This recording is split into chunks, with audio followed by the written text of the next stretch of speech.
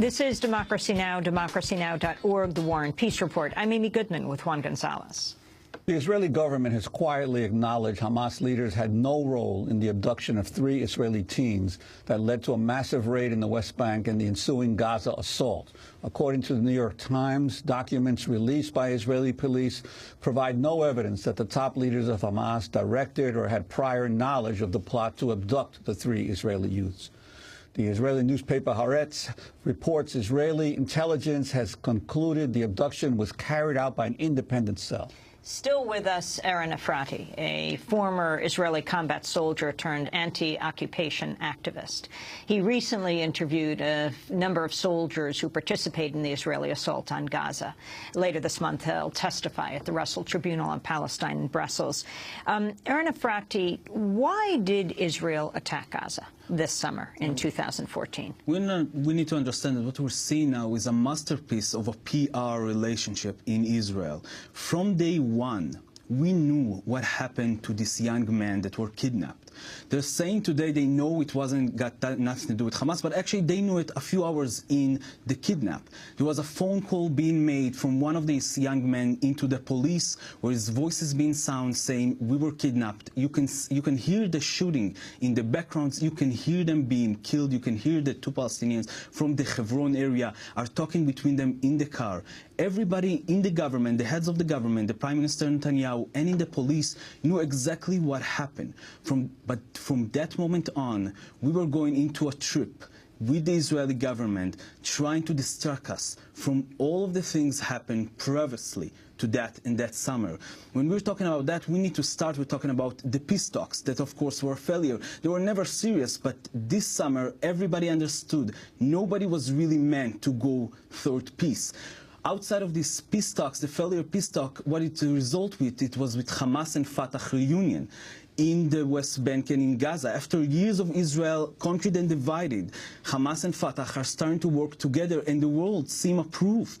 During this time, the European countries, a lot of European countries are calling their citizens to withdraw their investment from settlements and from the West Bank, and the BDS campaign is getting stronger and stronger. The boycott, divestment, sanctions movement. The boycott, divestment, sanction movement is getting bigger, is getting stronger, and at the same time, the siege mentality in Israel is getting bigger and getting stronger. And Israel is actually using the boycott, divestment, sanction to rally up the people against that.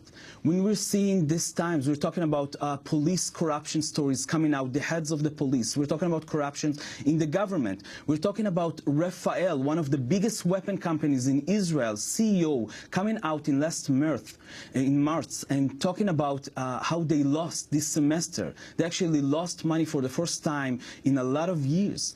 And we're seeing a lot of reason why to start an operation in the West Bank and in Gaza at the same time. At the first day after the young men were kidnapped, a hashtag was coming out. All the buses in Israel was covered by slogans, hashtag, of course, referring to the social media campaigns, hashtag bring back the boys. Not in Hebrew, not in Arabic, but in English, saying when we're out there killing hundreds of people in Gaza, you will be our PR people. Everybody here needs to work for us. Hashtag bring back our boys in English from the first day after they knew they were killed. Their families didn't know they were killed. We, the citizens, didn't know they were killed. But the police and the government did, and they hide us from us.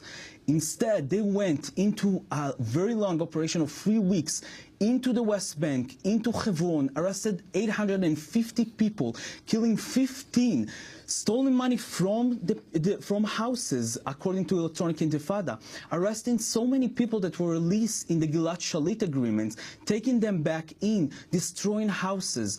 Me and my colleague, activist in Israel, were actually in Hebron in a solidarity visit during this time. The things that I saw in houses in Hebron, I never saw in my life. Not after the Second Intifada and not during my service as a combat soldier. Houses completely wrecked, children's room completely destroyed, kitchens, bathrooms completely destroyed. It was a revenge attack all along saying to the Palestinians, you think you can embarrass us around the world? You think you can go to the UN? You think you can unite with Hamas? We will punish you for all of that. During this time, the Israeli Air Force is bombing Gaza, although there was never a connection between Hamas and between the kidnap that happened in the West Bank. They're bombing Gaza for weeks before Hamas officials are starting to react. For days, they're bombing Gaza, and from soldiers that I will talk to a few weeks after it will start, they will tell me all they were looking for inside the army was to get some reaction. They were looking for a reaction so they can blame Hamas for whatever is going to happen next in the summer. And they succeeded. We were completely, and a lot of journalists in Israel will never write this, but they will talk about it between us in Israel. The researchers, the journalists will say what happened in Israel in the last summer was a completely stealing of our mind, a complete distraction from what's really going on the field. You know, the BDS movement is getting so strong since 2009 and until today, and the Israeli government is really on the last breath of an apartheid regime right now, trying to do whatever they can, even if that means to kill more than 2,000 people in a few weeks' time. And yet, after each of these attacks or invasions, which obviously then delays or scuttles any prospects of peace talks yet again, the government then announces more expansion of settlements. Of course. And could you talk about that? Because you mentioned how you were transformed having to guard one of these settlements in the West Bank. Of course, we need to understand, you know, before the operation started in Gaza, the army, the military, was asking for an increase of 2 billion shekels to its fund, also to protect more settlements and more areas. In a very weird and surprising course of events, they were refused by the treasury in Israel because of an inside conflict inside the government, something very special that happened. Until now, because of the operation that happened, it was increased already by 3 billion.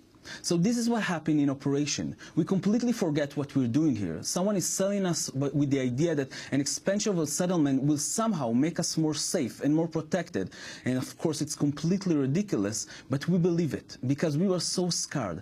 The people in Israel, citizens in Israel, we need to understand, are also victims of the same methods, are also victims of the Israeli government and also of the support of the US government that continue to support Israel, like right now in the UN, as the only country against vetoing the UN interrogation inside of what happened in Gaza. The US money is continuing to go into settlement expansion, into military equipment, and of course going back to your military-industrial complex, because more than 70% of the $3 billion you've given us every year is coming back to your companies and to your weapons. But it also increases ours. You've also had quite a bit of a reaction from the Israeli government to your exposés. Could you talk about what's happened to you, the arrests that you've had, and the warnings that you've been subjected to? Right. For the last 5 years, I'm doing this research and I'm taking testimonies, but I never publish stuff under my name. I'm trying to keep myself clear and safe so I can continue talking with soldiers and my name wouldn't be out there. This summer, after collecting these testimonies, I had a deal with a very big newspaper in the US that I will not mention because I want to keep working with. But I had a big agreement with them, and they called me 2 days before publication and told me that they are waiting for announcements from the Israeli spokesman, from the military spokesman.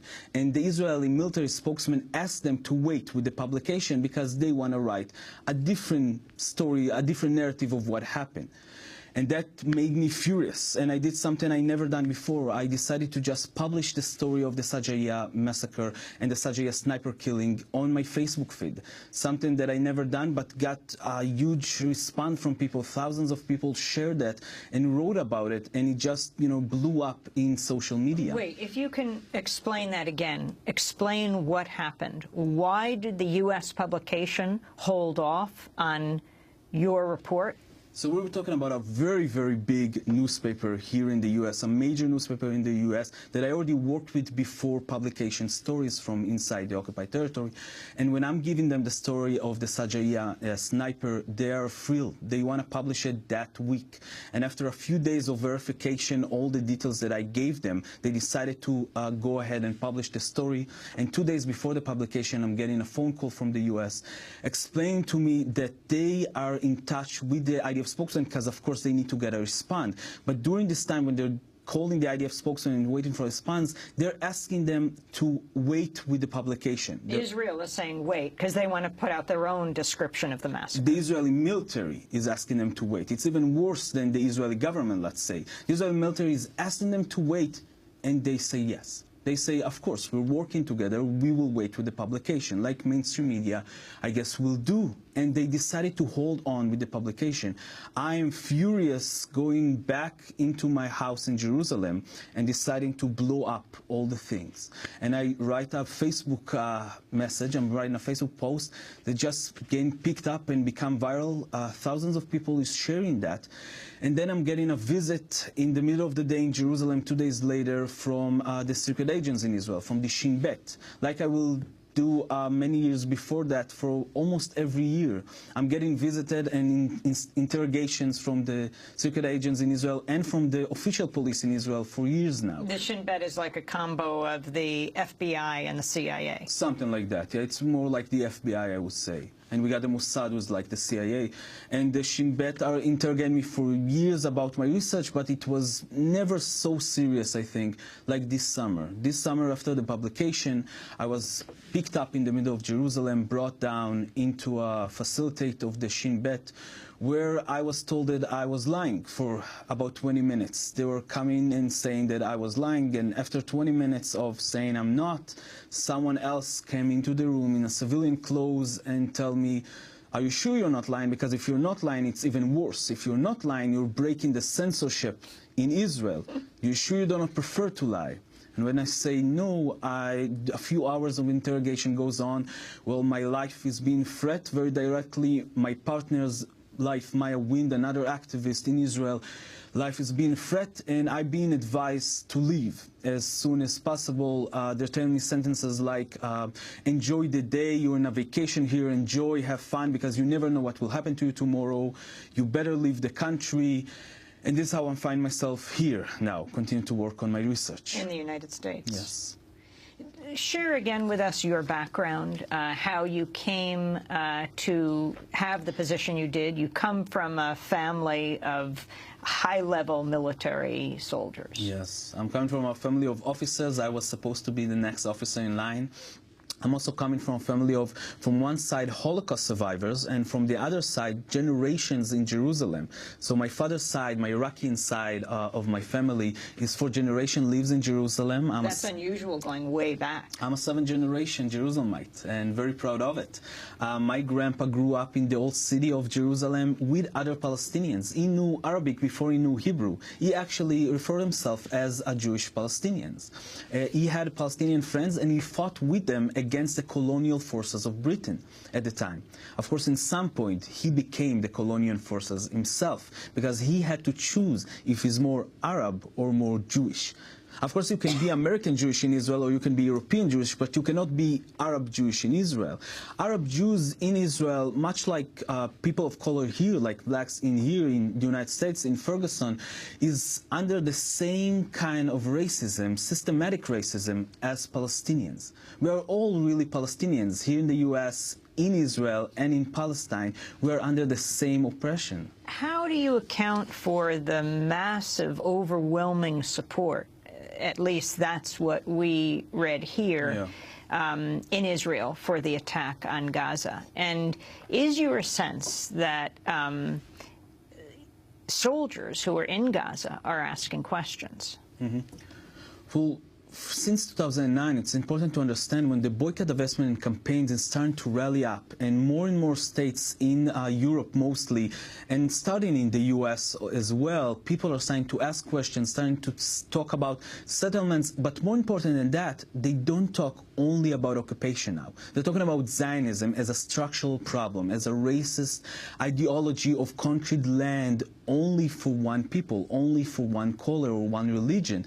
People are starting to talk about these topics, and Israel, at the same time when all of the world is moving a bit left, according to Israel and Palestine, Israel is actually moving right, using the boycott campaigns to tell the people they just need to rally up and be together because everyone is against us, everybody is anti-Semitic. We have to be together right now. What I saw in Jerusalem in the last few months was the worst thing I saw throughout my life inside the Israeli public eyes. I saw mobs on the streets looking for revenge, looking for blood. I think most of us, if you will ask the activist world in Israel, would tell you that we saw that coming. We saw this fascist idea coming into Israel, this fascist ideologies and the fascist people in the streets taking over and the government taking over. We saw it happening. But we would say it will happen in 5 or 10 years from now. I think everybody is surprised of how fast these things happen right now. In the last few months, my fellow activists and I were walking in the streets of Jerusalem every night trying to protect Palestinians from being lynched in the streets. Every night in the center of Jerusalem, we saw hundreds of people, youth, mostly youth, being led by some adults with interest in Israel, going around Jerusalem, Tel Aviv, the south, the north, looking for Palestinians, screaming for Palestinians to get out of the shops where they work for us as cleaners, as dishwashers, there's cooks, calling them out of the shops and trying to lynch them. And we will try to stop and protect this Palestinian's life and lead them to their home safely every night. Of course, we failed to do it in the case of Muhammad Abu Khdeir that was burned to death.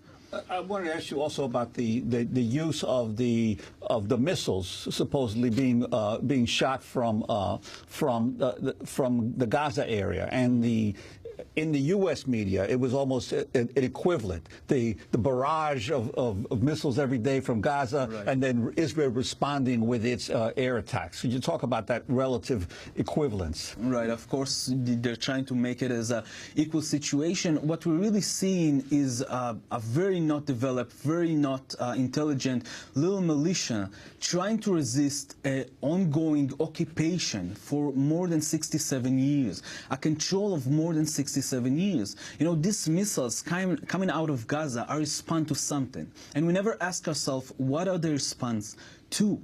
What are we doing and how can we stop that? Obviously, putting a siege on Gaza did not stop that. Obviously, attacking civilians and killing hundreds and thousands of civilians does not stop the resistance. The resistance will not stop because people will not stop resist controlling over their life. Our F-16s, our tanks, our shells are not equivalent with those missiles being shot back. And people are starting to understand that. I think even some people in Israel are starting to understand that it doesn't make any sense, that we're not protecting the south of Israel. In fact, we're lying to the south of Israel. During this operation, I think a lot of people in the U.S.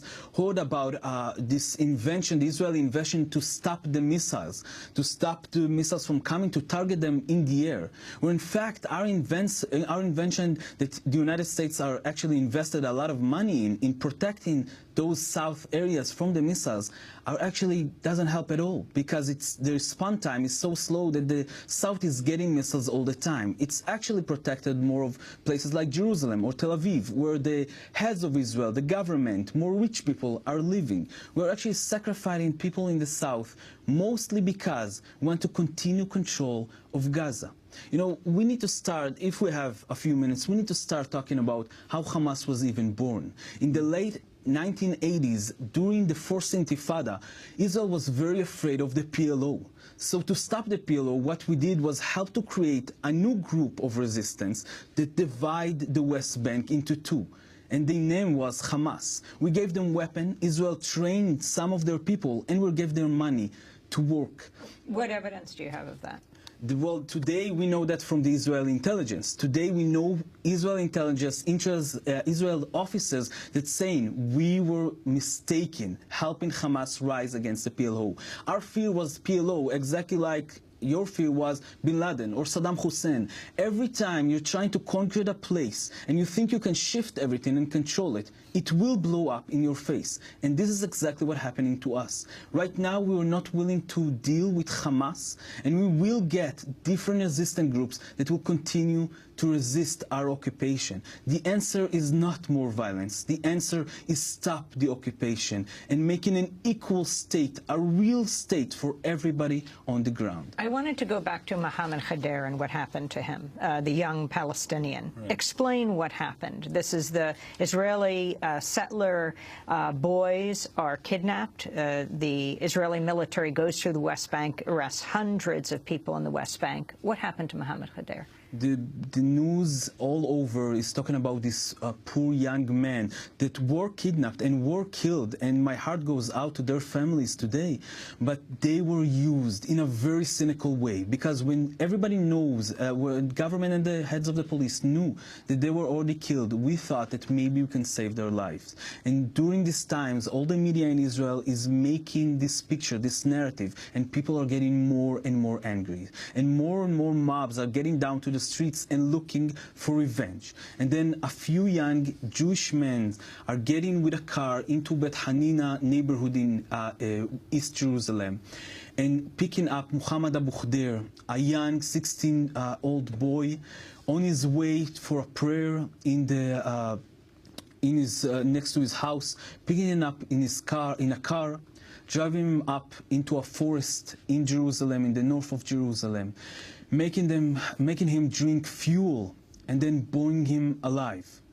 And this revenge attack was only one of several that happened that time. That was maybe one of the most devastating ones. So most recently, an Israeli police officer has been charged with the beating of a Palestinian-American teenager that was caught on tape. Right. Tarek, Mohammed's cousin, right. Tarek Abu Khader, was watching demonstrations in East Jerusalem protesting the death of Mohammed when he was seized. The video shows him lying on the ground as the officers repeatedly beat him with batons. He was left with facial bruises, severely swollen eyes and lips. Tarek, again, the Palestinian, the cousin of Mohammed Abu Khader. Your response to the fact that Tarek Abu Khader's, the police officer caught on tape, though there's more than one who are holding him down, has been arrested? Well, of course, their biggest mistake was that they did it this time for an American citizen. He comes from Florida. Exactly. They doing it every day. The violence in Palestine is every day. The structural violence in Israel toward Palestinians, like here in the U.S., is more than just structural. It's happening in a big masses. We're hearing sometimes about massacres like what happened in Gaza, but we don't hear about the everyday situation of the occupation, the everyday beating, the everyday arrest, the administrative arrest of people without them knowing what they're charged of, sometimes for months, sometimes for years, never going to a trial. That of course will not help them, because if they would go to a trial, it will be a military court with a military judge and a military lawyer. So of course they don't have any chance from the beginning with. Beating like this is happening every day in Israel, not only to Palestinians, also sometimes to Israeli activists, like the last summer showed us. The only difference was that this story came out to the news because he was an American citizen. Well, I want to thank you very much for being with us. Thank you so much for having me. We've been speaking with Eran Efrati, who is a former Israeli combat soldier, now anti-occupation activist and investigative researcher. This is Democracy Now!, democracynow.org, The War and Peace Report. I'm Amy Goodman with Juan Gonzalez.